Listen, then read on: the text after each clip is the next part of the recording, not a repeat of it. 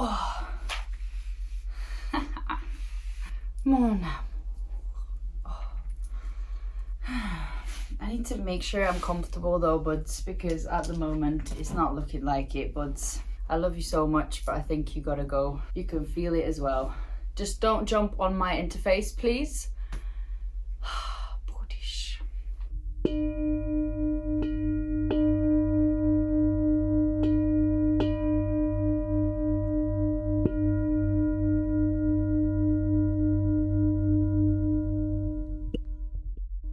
Welcome to 30 Things I Wish I Knew Before Turning 30.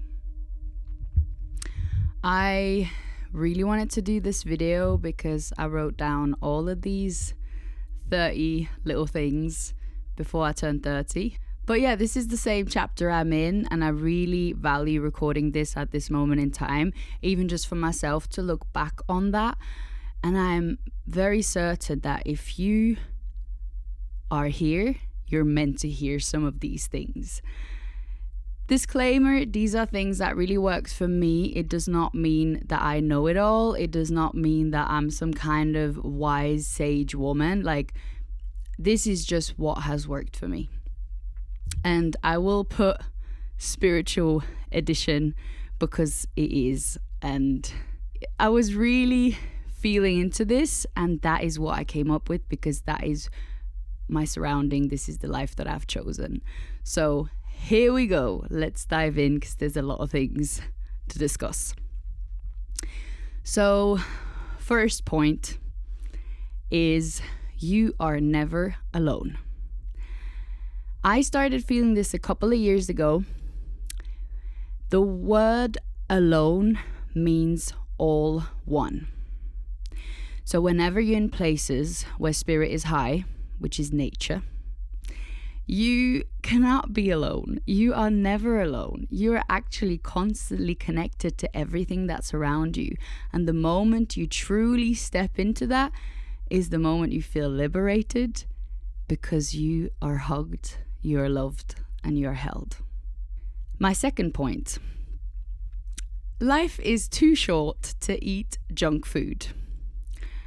I cannot believe the amount of poison we put in our bodies nowadays just because it's almost like it passes through our throat, but we don't think about any further than this. It's just about taste. No. We are eating for our body to be fueled in the way that it will give us back in return what we want to do all day long and go from A to B kind of thing. And I really can't stress it enough. You are what you eat. And it sounds so boring because you heard this so many times. But the more you grow up, the more you really resonate with this and the more you know this to be true. So just stop eating. Like, honestly, I only eat honey as a sugar, but we'll get to this point later on. And also another point is obviously, as fresh as possible, no processed food, like, all of this. One thing that really stood out for me was food is only medicine if it was fueled by the sun. If it hasn't been grown in soil and fueled by the sun, it is not medicine. So there you go. Point number 3, animals. I have never really lived without animals because I grew up in a family with horses, with all sorts of other animals. And I only went through a phase that lasted 1 year without having an animal because it was in between losing my dog. So, I needed time to grieve. And that year was, talking about lonely, that's where I truly felt it. And life is just never the same without animals. And I really can't stress it enough. We need them. They need us, we need them, but we probably need them a bit more. Number 4, we are the microcosmos of the macrocosmos. To fully understand what this means probably needs a couple of lifetimes, but we are mirroring from the moment of birth exactly what's going on around us. You can talk about the planets, you can talk about everything else that's going on around us, but it's really important to understand that we are mirroring everything that's around us. So we are part of a way bigger plan than we can even imagine with our brain. So yeah, I will leave it at that. Point number 5. Stop comparing yourself to anyone or anything around you. Because like we were just saying in point 4, you were born at a point in time where it was exactly unique, is your code. Like I was born a constellation of planets around me that's completely different to you, for instance. And we are the same thing because we're talking about one consciousness, but we are different within that field, and we might even come from different planets, if you believe that or not. But it's completely useless to compare each other in the way that we have been doing it, which is fueled by ego. All right.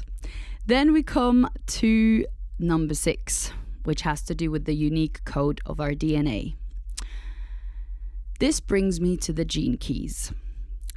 If you're into this, I'm just putting it out there.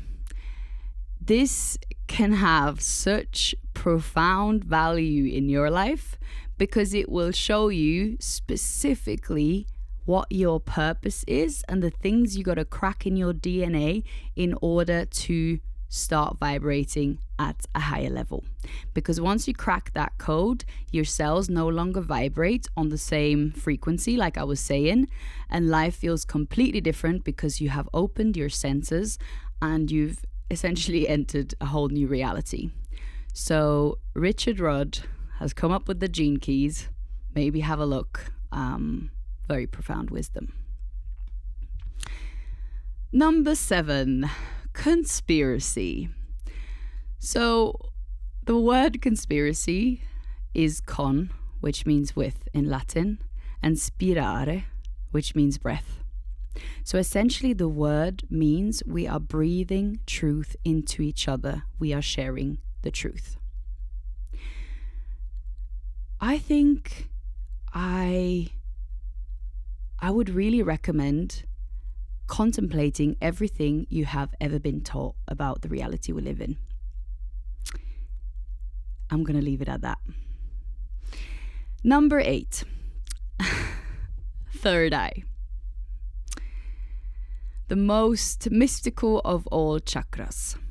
So, when you look at our physical eyes, the 2 we have here, you can actually only see 5 to 10% of what's actually going on. So don't think that things you cannot see do not exist, is what I'm trying to tell you. The third eye is what actually helps you to bring light into whatever you're seeing and helps you to see truth and feel truth. So it's way more about intuition and your inner gut. And that is the guidance that you have from this universe. So the problem we are having here is that there are forces that actively are working on dimming your light or dimming your third eye. The 3 things to stay away from, there's plenty more things, but is aluminium. That one is a bit difficult. I won't get into that right now. Fluoride, tap water, or even in like pretty much every freaking toothpaste you can find. And the other thing would be Wi-Fi. So turn it off at night, talk to your neighbors to turn it off at night to try to just, dim it a bit as much as you can. But I also totally understand that it's not easy. So yeah, research a bit more about the third eye. Honestly, it's mind-blowing what's going on there, and even just thinking about what they used to experience, not having the pollution and distraction that we have nowadays. All right, Then we come to number 9, which is the chakra system. Obviously, talking about the third eye, it brings me back to the 7 chakras, which we got to talk about. These are the 7 energetic points in the body that allow you to go into your fullest potential. So it protects your auric field. Once you open them, it kind of just opens up all your senses, and it also connects you with the elemental world, which is really important because you are the elements, you are everything that's around you. And look into that if you want to access your full power. It has changed my life, tuning into the ancient ways to open those frequencies. Lam, first one, Vam, Ram, Yam, Ham, Aum, and Om. So that's how much I'm going to get into this. I will definitely talk about this later in more videos. Right, then we have number 10, which brings me to yoga. When we look at the word yoga, it means union. So my question to you is, what are you uniting? What are you connecting? So essentially, it's the connection of mind, body, and spirit. Yoga is a science. You just got to do it. You don't need to, it's not a religion. It works. It is the manual of your physical body, including the mind and spirit. So I think it would be a shame not to look into that, because it has helped me massively. That's how much I'm going to talk about yoga. And I will also say it means the suspension of the fluctuations of the mind. So essentially, you get to the most boring point in the mind where nothing happens, so that you can start absorbing everything that's around you. So, number 11, ego. As I touched a little bit upon this earlier, the ego is the opponent of our soul. Because when you are connecting to your spirit, your ego is nowhere to be seen. When you're connected to your ego, your soul is gone.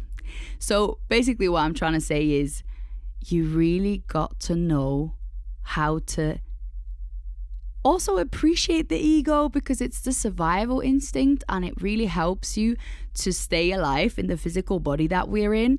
But start understanding that the ego is holding on to the physical body in a way where it goes always into the past, always into the future. It does not do the present moment.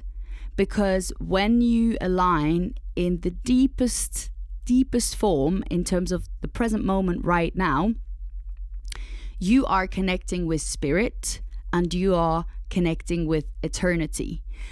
But the ego doesn't get eternity, so it will always try to hold on to this material reality that we live in, and it will always try to protect shit that does not need to be protected.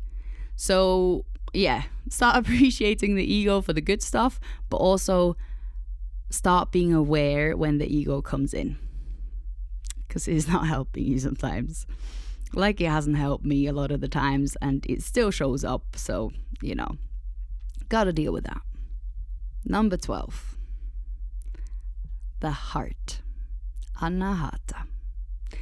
So one way to get rid of that ego is to get back to your heart. So the heart space is incredible because it's in the air element. So you breathing into your heart, focusing into your heart to fill that with your own breath, is opening your heart space. So it's the easiest thing to do. You just gotta focus on breathing into that heart, expanding it. And another thing that has really helped me is to visualize a color green in the middle, in the center of your chest, and feel the expansion of your heart, because there's nothing bigger than the heart frequency. That is the highest vibrational frequency we have. It's pure light. So focus on your heart and forget your mind sometimes. Number 13, breath. The breath of life, Of course I had to mention that one. There's nothing that has changed my mind as much as breath has. I cannot stress it enough. Breath work is stilling the fluctuations of your mind. It is giving you a sense of presence, and it makes you high off oxygen, which is free, available everywhere. The other thing I will say is when you go into nature and you do that, which is fueled by the trees, which is the purest form of oxygen. I get it. Not everybody lives in a place where you can just get out in nature like that. But at the end of the day, that is the purest form of oxygen you can find. So try to go to them places. Number 14, sing. Sing more. We're all meant to sing.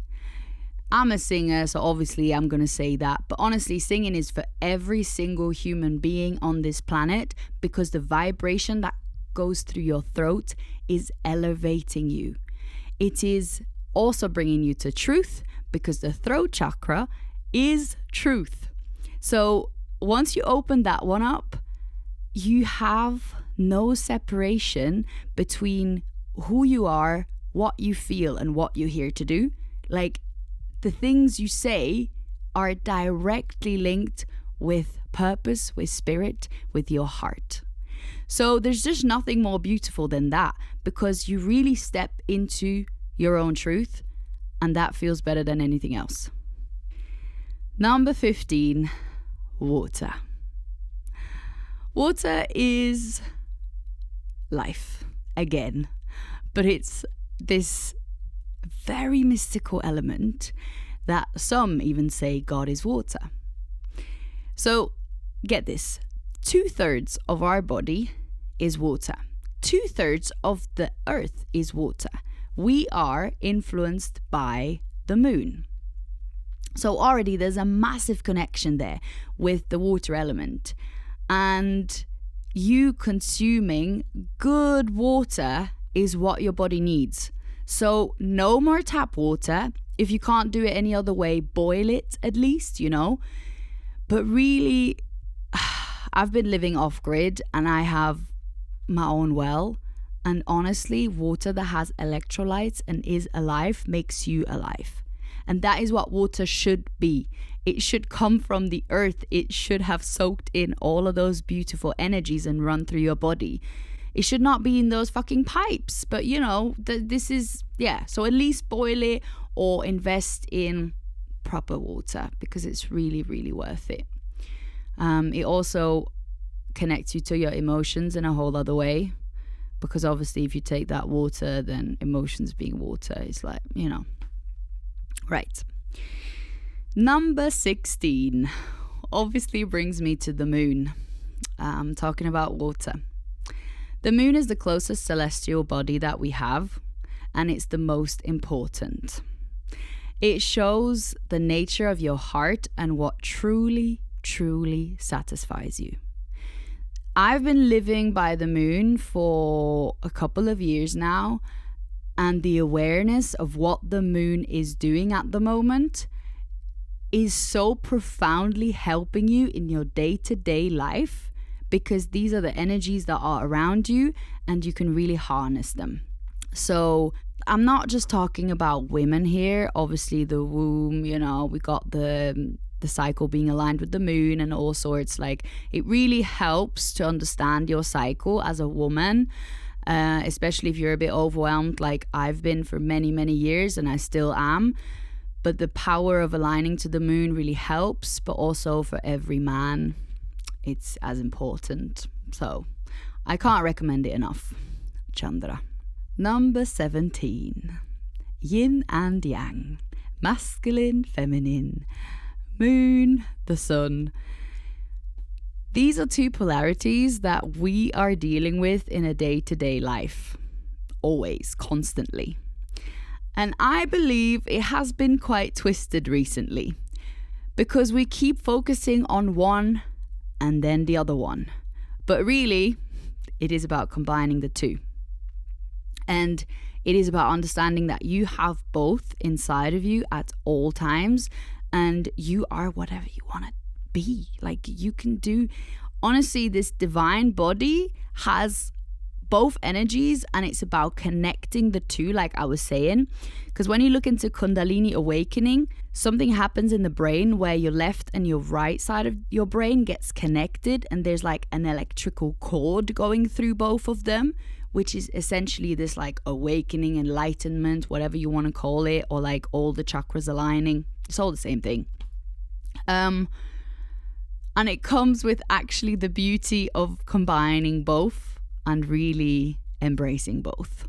So stop separating. Number 18, the 5 elements. So the more you spend time tuning into the 5 elements, the more you will get to know yourself. These elements are so profound, and they are our teachers, because this is what our body is made of. You are stardust, and you are a mixture of these elements. So start studying them and start understanding how you are them, and that is how you balance them. Number 19. Nature always heals. Get out into nature. I cannot stress this enough.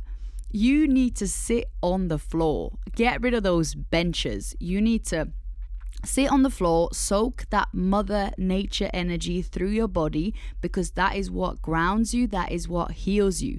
Have you ever noticed that when you go and you sleep in a tent, which you might have done a few times in your life, the morning when you wake up, you are rejuvenated, because the whole night you had the energy of the earth going through your body and healing you, because she's the mother, she's your mother, she's my mother. So get rid of those plastic shoes as well. So get those barefoot shoes and those, you want to have that energy going through your feet, up your body at all times.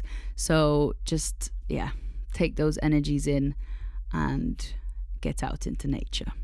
Number 20, stop buying shit you don't need. There is so much shit out there that we don't need. The material world has just exploded through just the time we're going through at the moment. So there is a void within you that you're trying to fill. And you can buy as many things as you want. It's not gonna work. So stop doing that. Start creating more. Start practicing gratitude for every single thing you have, and your life will change. Number 21, family. I believe family is underrated as well as overrated all at the same time. And the reason why I'm saying this is, if you believe in that, you have chosen your parents. Your parents don't own you. Your parents are here to be your guides, and these are the lessons you're meant to learn in this life. But if at any point you feel like there's a karmic relationship there, you can leave at any point. You don't need to stick around just because they're your family. Sometimes the teaching is to go. And I'm saying this because I have had experiences within my own family where if someone just does not have your best interest, you can go. It's not because they are your family that you need to stick around. So I will just say that. This is why I'm saying it's a bit overrated sometimes. However, family is the most profound, loving and caring energy that I also have in my life. And we should really value our families so much more. And when you look at your parents, this is also where you came through. So always hold that gratitude that they have brought you to this place, but also understand that certain family dynamics are just not good for you. And sometimes that's the teaching. Number 22, romantic relationships. When you meet that person, it is bigger than you. It is a soul connection. Yes, I believe in soulmates. I have also looked into twin flames and karmic lovers, and I really recommend you do that too, because sometimes a karmic lover and a soulmate or a twin flame can be really similar, especially how they start off. What I will say is this is the greatest mirror you will ever have, your relationship, when we're talking about a divine relationship, which means you both have each other's best interest at heart. And what I will say as well is drop that ego, because in a relationship it comes out all the time, and I'm saying this from my own experience. So drop it, look at your own patterns and keep spicing things up. Make it creative. This is a creation. Your relationship is a creation. So stay creative within that field. It's like stagnant water, no one wants stagnant water.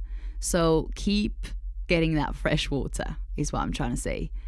And you will see that this flower or this plant will grow in such a profound way that I just can't stress it enough. It's the most beautiful thing I have in my life is my relationship. So it's worth it to go through all them challenges together, and it's worth it to grow together. Number 23, sisterhood, manhood, whatever. This is so important because this will probably solve most of your problems.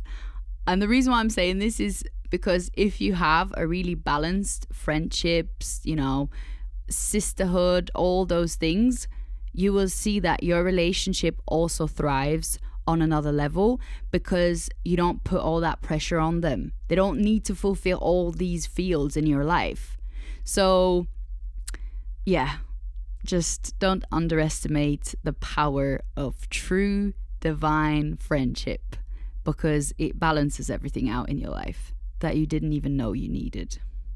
24, letting go. Talking about friendship makes me think about how many friends I have lost along the way, especially on the spiritual path. I will say that find your purpose and see who remains. And also understand that letting go of certain people you thought were meant to be in your life forever is making space for better things, for better people, for more profound relationships.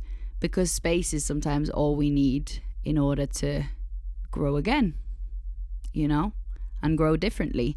And I think once you have found yourself in a way where you're living your purpose, you are attracting such light beings into your life that one of these beings is going to literally replace 20 other friends. So that's how much I will say. Number 25, honey. Honey is such a profound and powerful ancient medicine. It's the only sugar I eat personally. And it's changed my life because I'm someone who is so blessed with my health. Have not always been, so I appreciate it even more. And there's also a thing called Manuka honey, which is like very high vibrational honey, which is even stronger. But I would say you can also just get your local honey, because that also helps against pollen and all sorts of allergies. And did you know that it's eternal? It's the frequency of eternity, because like the bees fly in those 8 shapes, honey cannot be moldy. It does not go off. And that is insane. They have found honey in Egyptian temples from thousands and thousands and thousands of years ago, and it's still fully intact and fully edible and fresh. So get your honey. Number 26, Vedic/Western astrology.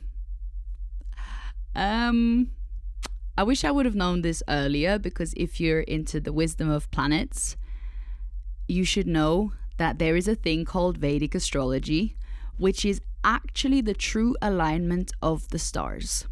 It works with astronomy. I had an identity crisis knowing this, because I had studied Western astrology for a while before I started looking into that.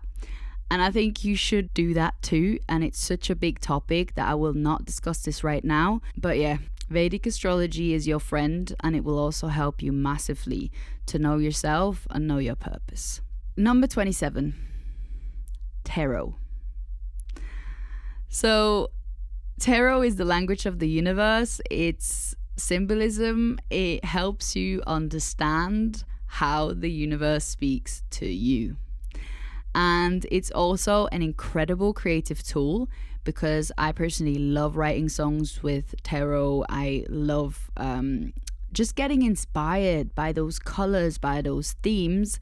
And when you look at the history of it, it was written on Egyptian temples and they decoded it, and that's what tarot is. So it's probably one of the most ancient knowledge, like wisdom things you can tap into. And it opens up your mind in ways you could not even imagine, because it's remembering. So there you go. And to find your first tarot, a lot of people get it gifted and stuff, or believe that it has to come to you like this. I personally bought it myself, and the first tarot I bought is the only one that I always have with me, always travel with, because if you want to have this relationship with your tarot, it needs to be around you at all times. That's what I will also say. Number 28, Nadi Shodhana. This is a breathwork practice that has changed my life, and I will only show you this, but it had to be on the 30 points because it's just the best thing ever. Talking about balance, this is how you balance your system. So what you do is you put your index finger and your middle finger onto your third eye, and then you switch between thumb and little finger, and you always close the right, inhale left, then close left, exhale right, inhale right again, exhale left. That's one round. But honestly, just look it up. Yeah, and that is always helpful for clarity of the mind, for rebalancing the feminine and the masculine side. And it helps you for all of those themes that I've just discussed. And personally, it's just, again, it's changed my life. Number 28, plant medicine. So I don't believe you need any substance. I believe that you have everything within you ever need. However, plants are our teachers. They have been here for much longer than we have. And also they just know, because they are less polluted, less distracted, and way more in their origin or pure essence, I will say. So I have had incredible experiences on certain plant medicines, and I will not name any because I think it's such an individual thing, and depending on your constitution, your bodily constitution, certain things work for you and certain things don't. But I think it's really important to look at plants as being our teachers, because they truly are. My last point, number 30, is samadhi. Samadhi is the highest state of consciousness, and I will tell you a story that has blown my mind. And this is true in terms of you can look this up, and this is a thing. I had no idea. I went all the way to the foothill of the Himalayan mountains to know about this. So here you go, have this little piece of knowledge. So this highest state of consciousness transcends time. So basically, there's people that still live in samadhi.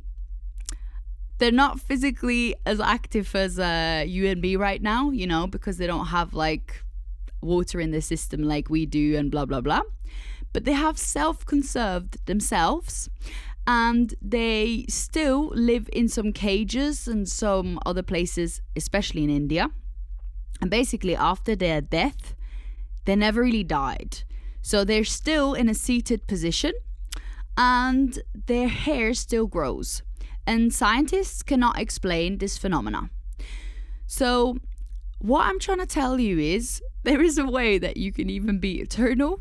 And there are people that still, to this day, whilst I'm telling you this, they're in a meditative state and they might be over 1,000 years old and they are still just sat there and meditating as we speak. So basically what I'm trying to tell you is there's even a way that you can be eternal even within the physical body. And why would they do that? Which is also my next point, is because they have access to this reality as well as the reality above. So they can kind of choose where they want to be. And they also are specifically given information to people that have this high frequency of meditation, and they can actually have a conversation with them. So if you're one of these people, you can go see them and they actually speak to you in different ways. I don't know how. I'm not at that level. But that blew my fucking mind. So this I'm going to say as a 30th point, because everything is fucking possible. Your mind is so fucking powerful. So know how to use it and change your life.